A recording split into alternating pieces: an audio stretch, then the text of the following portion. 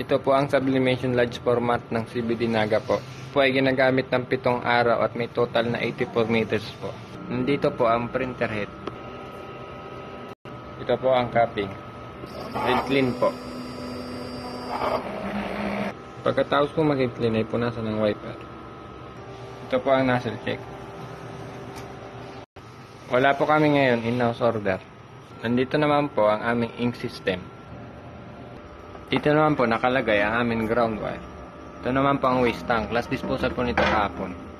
Ito naman po ang EBR. Andito naman po ang aming subli-use ink sa subli-stock ink. Dito naman po nakalagay ang medyo na papel. Dito naman po nakalagay ang sublimation output record. Ito naman po ang delay checklist. Dito naman po nakalagay ang production log na may total na 82 meters po. Ito naman po ang consumable monitoring sa black,